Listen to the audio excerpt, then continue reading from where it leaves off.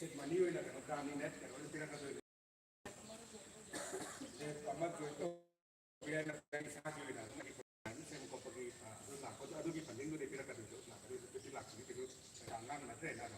hari potong saya gitu mana buat cara dia mau tahu macam mana lagi ini aduh kita punya itu saya sensitif kamu ni juga ada ada kudu sana ada aduh itu saya dia kok mau itu nak saya kita nanti memang lagi support system saya jadi kita untuk sen like hotel kan ada gitu aduh gitu noi lagi lah ni betul nah ini saya gitu same yes nanti ministers independent support scheme mana planning departmentที่มาการออนไลน์kan saja nggak tahu ni ai zaman itu tadi link tu saja lah dia tu kan memang tu saya mau nak terus aduh tadi memang loh saya tahu dia kan saja dia itu CNESS nanti ministers independent support scheme mana si makas ke lagi jangan saya independent dengan top saya kan CMESS nanti CM United Ministers Entrepreneurship Support Scheme mana apa CMESS Entrepreneurship Support Scheme mana si makan top di sana lak kenapa lak tarau sampai apa yang kita buat tadi persen nama saya ini kenapa ini grant ini singguri dong aja lah itu hari macam itu persen pun nak loan mereka masih kita tahu hari itu kan saya kita lak tarau ni nak upload tawdi amko na tawdang broadcast taw baita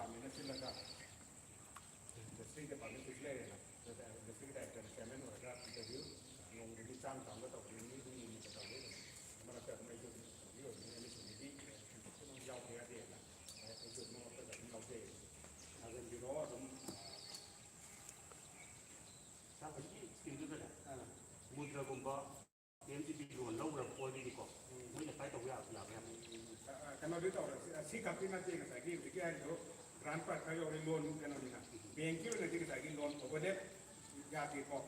aman lagi nama, mungkin ya di kok, dan lagi kok tu anak sesuatu mereka, sekitar itu mana top apa, awak aman lagi kita semua lagi, berselam lagi kok, itu kan orang tu mereka sih saya, aman tu laga, aman tu sendiri kan, tahu kok ya, mainan tu kita kau itu juga. Ada tu moi sel wise punya lap berapa ni? moi apa tinggi ada ni berapa? Hasan ni berapa? Siapa lagi? Mari ni kisi. Mari ada moi dek itu ya, karena Januari. Kon ada kita itu Desember Januari. Ada kita itu. Kamu hantar dah moi bisa jam kita. Jam juga. Mihuni tinggal tahu ni apa. Ada tu orang kan ni mihuni apa sahaja. Seren yo kan tu bukan ada kihai bukan. Yo tahu kan ni kan tahu kan ni. Yo moi yo kan dia kan ni dia tu koi ni moi. Ada lima am tu. Amu kai tu moi kai tu. Ada tu begitu. Matang tak nak ni. Kai matang kalau begitu nak. Boleh. Dia tahu dah. Tahu dia harus tahu. Tahu tu ni. Kalau mai kita ajar kami proposal macam ni, mereka macam ni netro. Cái đồ tươi nó anh là cả này phải cái nào đấy cái mà trăm pin à cái gì cái ai chúng ta cái nấu bì rồi nè interview không bây giờ chúng ta biết rồi một interview cái thế gì à cái đúng khăn đâu đấy đó ấy đây phần bên cái này thì thấy giống cái phần bên cái này thì có thấy có này những cái gì support system đúng phải nói cái gì cái hay cái gì đấy nó phải tốt cũng xuân đến ngày sẽ có một con hộp cái tôi trồng cũng xuân đến ngày xuân đến liền kia thì thế sẽ có một trồng có cái số ngày phần ngày cái khăn đi được mà tại khi phát phẩm vấn đề này tôi trồng đi đấy à vào đó chỉ cắt pi cái số này kia nó sẽ này rồi cái đó này lạc thế là gì phát phẩm cái này mà khá phẩm nó vừa rồi mà đâu vừa đó lạc thế là cái này sẽ nằm ngoài khu này cho kịp rồi society itu nanti ini organisasi itu bisa melakukan ini betul itu. Ada nak kasih kan nanti tahu betul pun nanti kemarin independen mereka di saya lebih san senja dua ini itu san lebih enak macam ke lebih nungan ke ada lebih enak macam tadi nak lo. Cái một trong những sản phẩm mà ta. Number one saya si lebih itu kan.วันนี้ชมได้MSMEกันหน่อยชมได้สิครับใช้แมนหลักปีนี้แมนใช้อินเตอร์เปน่ามัวอะไรเงี้ยว่าเขาหล่นได้หลักปีนี้งัดตัวนี้นะตรอแต่อินเตอร์เปน่ามากใครหาได้ไมโครสมอลMSMEนานด้วยตาหน้าเกรดนะตรอMSMEคุณผมเป็นของพี่เราบรอ micro small and medium enterprise ให้ด้วยนะครับเด็กใช้ enterprise ยาวเลยเด็กคนตัวนี้ skilling and entrepreneurship กันหน่อยยาวเลยนะครับ entrepreneurship or enterprise กันหน่อยก็ดีอ่านหายใจเลยนะครับชากีใช้กีอาหารแบบเป็น self employment กันนะให้น่ารักมั้งตัวอะดูกีนกว่าสโลนคนมิงหายใจเลยนะครับชาในชาติว่าพิจารณาเด็กเห็นตัวก็ถ้าว่าปีบังคับมีหมู่หัวเราพักกันตัวเนี่ยว่าให้ได้เอ็มเอสมีตัวการตัวอีกด้วยโน้ให้ได้กันที่สิ่งที่ได้อุดมเรสเซนนั่นมันเลยดิเซ่อุดมเรสเซนสิ่งที่เรสเซนตัวแกก็นั่นwww. อุดมเรสเซนนั่นนะ.gov ก็นั่นนี่ก็ಅದುจังก็ฟรีออฟคอร์สต้องตัวนี่เพชรเราคงทำดีบอกว่าดูก็ใช้กันตัวเดียวนี่นี่ก็ได้ชุดที่มันมีเงินพอลิเซ่ก็มีเงินตัวเดียวนี่นะกันนั่นตัวเดียวแค่โม่เฮลเซ่ว่าสิ่งที่ตัวเดียวจะกันนั่นที่ไอ้ยี่นี่น้ำไหลตัวเดียวไอ้ทบตัวเดียวตัวเดียวก็ไอ้ยี่นี่ตัวಅದು की सकल से सताक से कहीं कुछ ही जो इन्हें वैसे तो उनके अनाम से ये कोई करना भी था कुछ ही बा कुछ लोग देंगे तो कुछ ही नहीं रहता हमारे तो वैसे कि आईडी लाइन में यूनिट की कुछ ही नहीं भी नहीं वैसे ये करना दूसरा पात्र कुछ ही नहीं रहता हमारे तो ना अपने हम ये देखिए ये सी तो कैसे करना आधार बेस का तो वो कॉल ना सही एमएसएमई से micro small medium enterprise mummy ने शुद्ध मारे नहीं ले किसी का तो इनके माइक साइज में भी ना तो माइक्रो स्मॉल मीडियम बना माइक्रो से कहीं ना कितना देखा चौका देखी थी मैं ही बोल रहा ना पीरी ना तो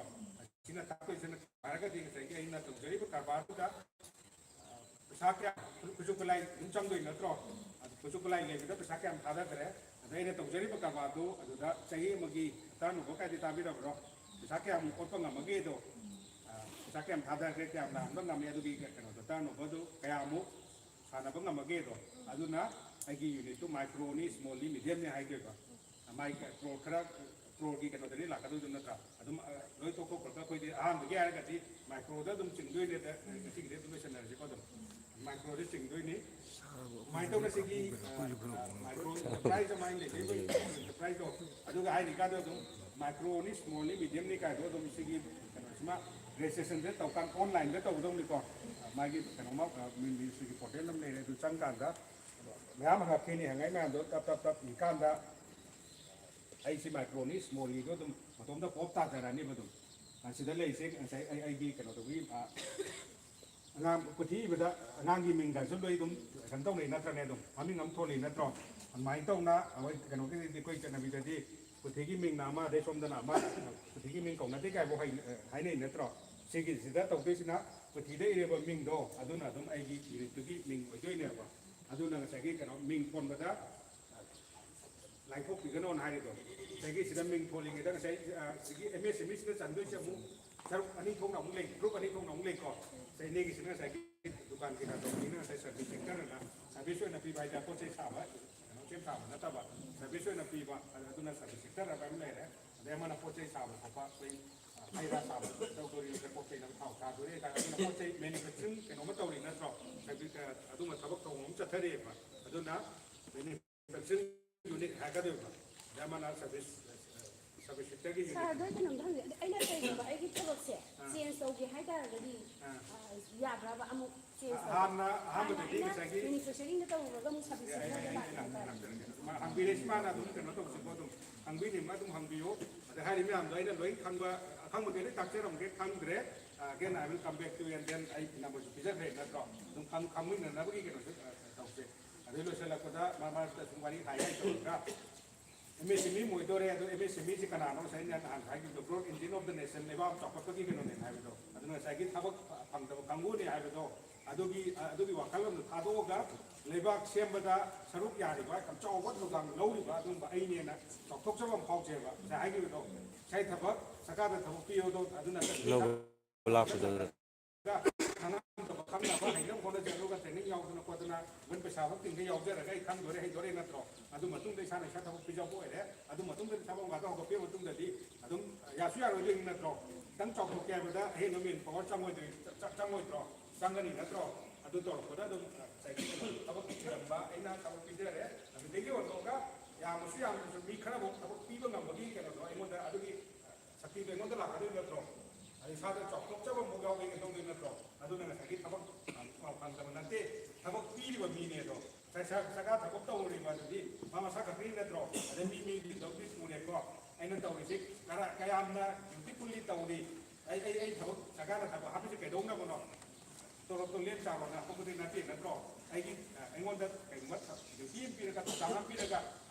tahu jadi macam tu, jadi awam mana nak, tu pilih ini netro, adu kanat, adu kanga, mana kan tu budi, dibaksa kau tu ini netro. Kasing naraga di saya koi asing dah itu baik dah tak. Asing agree director saya ya dah ini jadi video kan kami kau kesukai dia pun bagun tapi arti asing itu semua kami usaha saya kau. Mai tu orang saya agree director kita project jauh bagi mesti pasal tu saya nak aeronautics recent plan kita dah present same bagi kalau saya